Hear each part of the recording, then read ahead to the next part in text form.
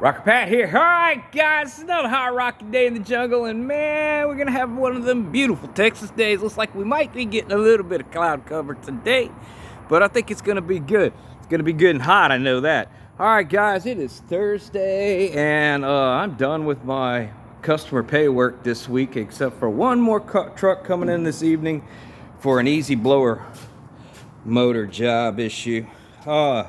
So I'm gonna work on the little lady car over here, and today I am going to put the final panel in for the passenger floor pan. So I got it fitting pretty tight. It's not as tight down here as I'd like it to be, but we're gonna roll with it because this area up here is the only area exposed to the exterior of the car. So I got a pretty good fitment going on up in there all the way down. I should be able to weld that in pretty good. It's nice and tight up in here.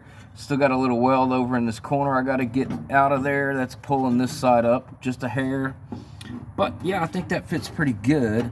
Down here, the existing pan I'm going to lay on top of the other one. Got to still grind off all the, what you call them, the areas that need the paint removed.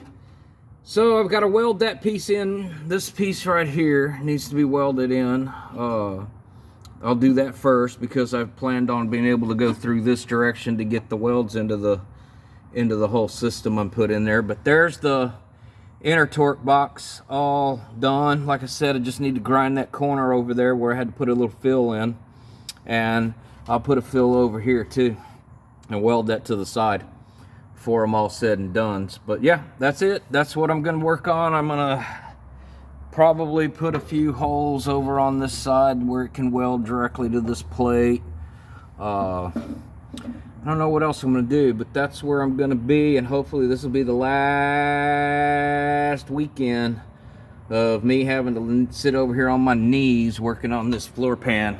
And I'll be able to get to the back of the car and start figuring out what I got to do with that spring perch area of the frameish. All right, guys, well, that's what I've got going on.